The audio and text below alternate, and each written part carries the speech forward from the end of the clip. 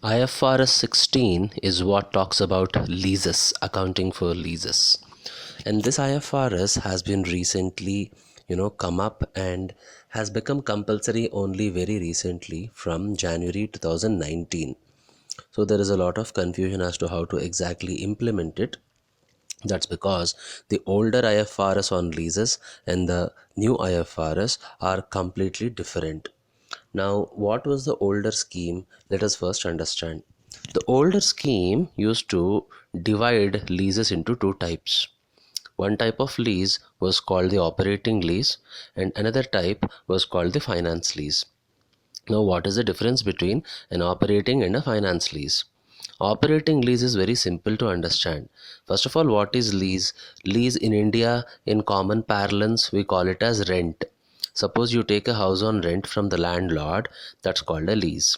Okay, the landlord will be called the lessor who has given it on lease, and you are the tenant who will be called the lessee. Okay, now what is an operating lease? Think about this exact case where you are staying in a rented accommodation and you can stay for the next 1 year or 10 years or 20 years. How many ever years you choose to stay in this house on rent, the house is never going to become your house. This is called an operating lease, meaning you can lease a particular good or a property for as long as you want, and as long as you want to lease it, you keep on paying monthly or yearly or any form of periodic lease payments. But the day you stop paying the lease payments, the owner will take back the property or the good. This is a simple example of an operating lease. But finance lease is slightly different. What is finance lease? Finance lease is, let us assume you enter into a contract with your landlord where the agreement is you are going to pay him rent for the next 20 years, and after 20 years the house will become yours, which means the house will now belong to the tenant. In India, normally no one enters into these kind of agreements, correct? This is called a finance lease. Now the question is, why do these kind of things happen? Think about it from a different angle. Is buying a house on EMI exactly the same? Is it not? Instead of paying rent to the owner of the house, we are actually paying the EMI to the bank for the next 20 or 30 years. At the end of 30 years, the house is becoming yours, right? So in a way, finance leases are very similar to actually buying a house on loan, right? So yes, from a business scenario, both these type of leases exist. One is an operating lease and one is a finance lease. The main difference between operating and finance lease is the risk and reward concept. From an operating lease point of view, you are the tenant. You stay in the house as long as you want. If tomorrow there's an earthquake and the house is destroyed, it is not the tenant's loss. It is the owner's loss or the lessor's loss, not the lessee's loss. Which means the owner still has the risk also of the property, and whatever reward also of the property, owner has it. That is called an operating lease. Whereas in a financial lease, what is happening is the risk and reward, the significant risk and reward is transferred to the lessee or the tenant. So imagine a case where I stay on the house on rent, and if the house breaks, it is my responsibility, tenant's responsibility, even if it is because of an earthquake. I face the risk and reward. This is the key difference. It's like buying a house on EMI, is it not? You have bought a house on EMI from a bank and there's an earthquake and the house got destroyed. Is it the bank's loss or is it your loss? It's your loss because it's your house, right? The risk and reward of the house is yours. But if you miss even a single EMI, the bank is going to come and take back the house. Are you getting the difference between operating and finance lease now? So this was the older system. In the older system, it was very, very simple. They used to say, since significant risk and reward has not been transferred in an operating lease payments are expenses which have to be recognized in the profit and loss account. Very simple. So every month, whatever rent we are paying, that rent becomes an expense in the P&L account. Very, very easy. That is how operating leases were accounted in the old standard. And when it comes to finance lease, since the significant risks and rewards have been transferred to me, that is the lessee, right? It was a balance sheet item and not a P&L item because it is my asset now. So that asset is now going to get reflected in the balance sheet, in my balance sheet. And that asset would be now depreciated, and the depreciation amounts right, used to go into my P&L. Also, it's as if I have purchased that house on or asset on EMI basis. So every EMI will have an interest component in it. So every EMI will be split into principal and interest components, and the interest components used to go to the P&L as an expense, whereas the principal component payments used to be reduced from my liability. This was how the old accounting standard or the financial reporting standard used to work like. But from January 2019, there have been very major changes in accounting for leases. That's why this standard is very important to understand. So today, what does the standard say? Today the standard says forget the old thing. Today the standard does not differentiate between a operating lease and a finance lease. The standard says don't bother whether it's an operating or finance lease. All accounting happens the same way. So what does this mean? Let us take a hypothetical scenario. I will tell you the same scenario in the older standard how accounting used to happen, and in the new standard what is the expectation, how is the accounting happening, then you will understand the difference. Let us now take an example of a company whose turnover is 30 lakhs, operating expenses are 15 lakhs, and the company is also having fixed assets of 10 lakh rupees, current assets of 15 lakh rupees, and current liabilities of 7 lakh rupees. Now, assume that this company goes ahead with a lease contract for a tenure of 10 years. So each year they need to pay 10 lakh rupees as lease payment. Now let us understand the accounting treatment under the older standard first. Look at the profit and loss account. The turnover is 30 lakhs, operating expenses are 15 lakhs, and the rent is also treated as one of the operating expenses, yearly 10 lakhs. So 30 minus 15 minus 10, we are at 5 lakhs earnings before interest, tax, depreciation and amortization, that is EBITDA is 5 lakhs. Depreciation is 0 because the company has not purchased any asset, instead it chose to lease the asset. So EBIT remains at 5 lakhs, that is earnings before interest and tax. There is no interest because company has not taken any loan. So PBT or profit before tax is 5 lakh rupees. This is a very straightforward accounting method, assuming the lease is an operating lease. But under the new system, there is no difference between the operating lease and financial lease. So let us now look at the same transaction. How does it get accounted under the new IFRS 16? Look at this now. Turnover remains at 30, operating expenses remain at 15, but rent is missing, because rent is no more being treated as an operating expense, because now there is no difference between an operating and a financial lease. So even operating leases are accounted just like financial leases. So there is no rent, and now we have EBITT of 15, that is 30 minus 15 lakhs is 15 lakhs. So you can see the first difference under the old and the new method. Old method EBITT was 5 lakhs, new method it is 15 lakhs. Now, where did the rent of 10 lakh rupees go, which we were paying? Now, what does the new standard say is calculate the present value of the future economic benefits. Means you are going to pay lease payments of 10 lakh rupees every year for the next 10 years.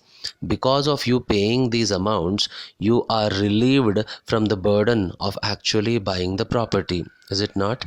People who stay in rented houses so that they can be relieved from the burden of spending such a big amount lump sum to actually buy a house. So in a way, renting out or leasing out a property is beneficial from the cash flow point of view. You don't have to shell out. It's like buying a house for 1 crore or saying in the same house worth 1 crore by just paying a rent of 20,000. Is it not? That is what many people do.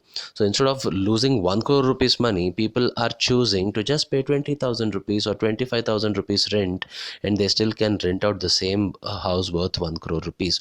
So every lease payment is actually giving you an economic benefit. Correct? So we are now trying to calculate the future economic benefit of this cash flow.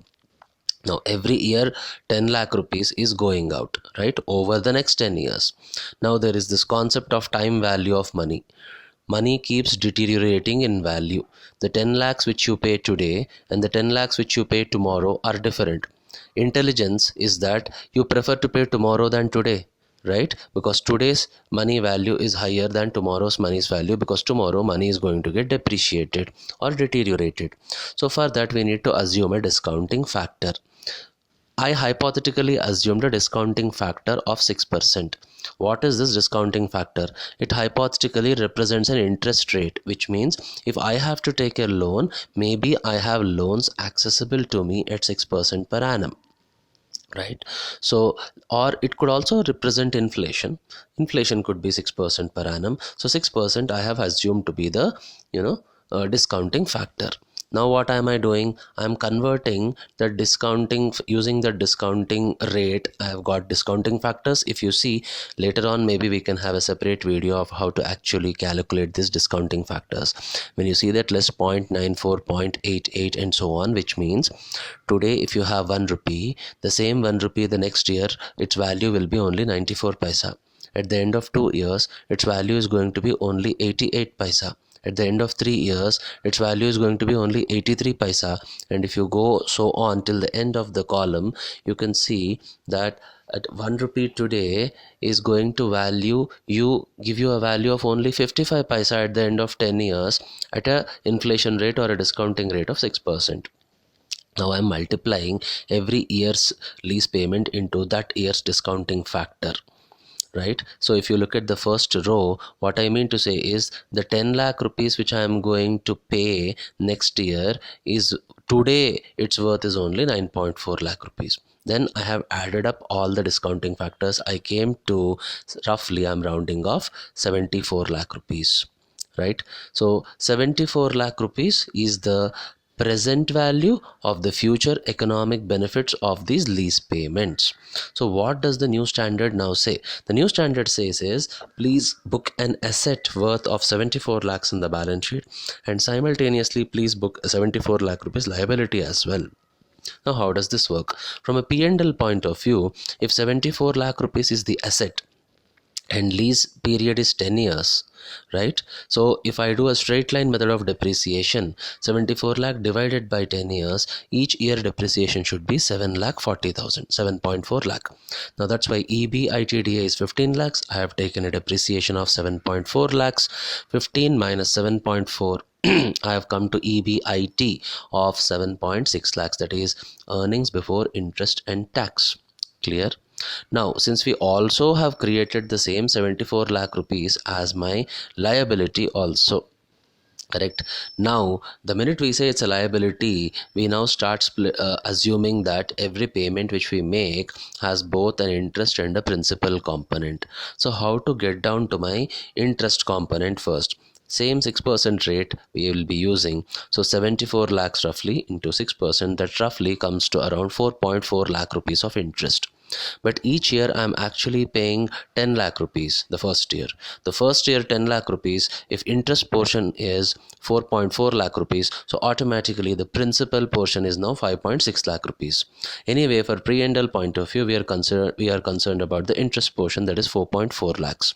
So I have taken interest of 4.4 lakhs. So EBIT 7.6 lakhs minus interest 4.4 lakhs gives us a PBT of 3.2 lakhs. Do you see the huge difference in the P&Ls in the old method and the new method? There is so much of a difference, right? Now let us look at differences in the next year. So let us make a P&L for one more year. Okay, for the second year, assuming everything remains the same, which means turnover is still at 30 lakhs, operating expenses are still at 15, which gives us EBITDA of again 15 lakhs.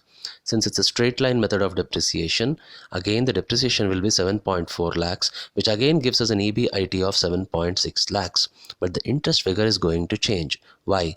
Because we already saw that last year you paid 10 lakhs, out of which 4.4, right, was the interest, and 5.6 lakhs was the principal, right? So which means you have repaid some amount of principal, is it not? Which means you have repaid out of your 74 lakh rupees, right? You have repaid some 5.6 lakh rupees, correct? I'm rounding off to 68 lakhs. So there is a principal outstanding of only 68 lakh rupees, and now the same 6% interest on that 68 lakh rupees I would be taking, which roughly comes to 4 lakh rupees only. correct? So the interest has reduced to 4 lakh rupees, leaving it with a PBT of 3.6 lakhs. Now if you compare with under the new standard, both first year and second year, everything remaining the same, my profits have increased. What does this mean? By following this new IFRS, which means that my interest is going to be loaded higher in the initial years, and as we keep going ahead, second, third, fourth, my interest loading is reducing, thus increasing my profit before tax. Are you understanding this logic? So this is one major component which this new implementation teaches us. That is, initial years the interest component is heavily loaded, higher interest. If you see, the interest for the first year is 4.4, second year is 4 lakhs, obviously third year is going to be much lesser because we would have paid off a little more of the principal amount, is it not? So that's how it's going to look like. Now let us look at balance sheet level. Any changes will happen? Look at the older method, older standard balance sheet is very simple. Fixed assets as 10 lakhs, current assets 15 lakhs, totaling to 25 lakhs. And the liabilities side, we have current liability 7, balance 18, you can call it net assets or owner's equity is 18 lakhs. It's a very simple balance sheet. But when you prepare the balance sheet for the first year, at the end of first year under the new method, it completely changes. See, I have taken the same fixed assets 10 lakhs, same current assets 15 lakhs, same current liability 7 lakhs. But now we create two new liabilities and assets. So one new liability is your financial liability. Now we have already seen that initially you have recognized a financial liability of 74 lakhs, right? Out of which you have paid some 10 lakhs. In that 10 lakhs, only some 5.6 lakhs change was your principal component. Removing that, you still have 68 lakh rupees outstanding. So liability is getting created for that 68 lakh rupees. Simultaneously, we need to create an asset as well, because we created an asset for the same 74 lakh rupees, remember, and we already depreciated 1 year by 7.4 lakhs, leaving us with a WDV roughly, I'm rounding it off to 66 lakhs. So now because of this, when I total my balance sheet, the balancing figure is just 16 for the owner's equity. Do you see how much difference is there in the old and the new balance sheets?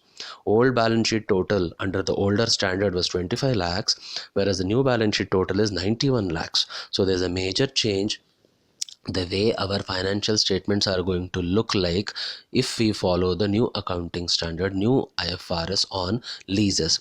You already would have observed that exactly same balance sheet is showing a lesser owner's equity. Is it not? The net assets has fallen from 18 to 16 just because we're following a newer IFRS. So this is one feature, whether it's a benefit or a drawback, correct, that is debatable. But then obviously from now, think about an external investor point of view.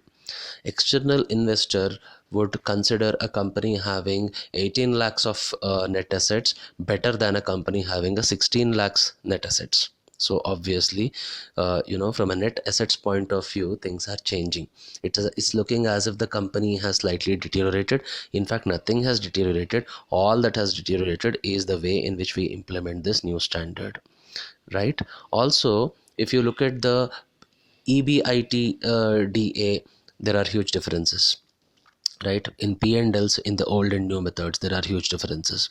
How does it impact businesses because of all this?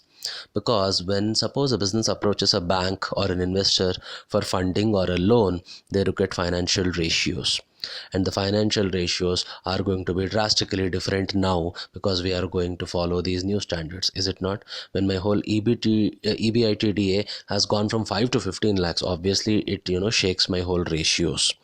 Like in the old method, there was nothing called depreciation and interest. Now I am showing a huge depreciation and interest. My profits are reducing.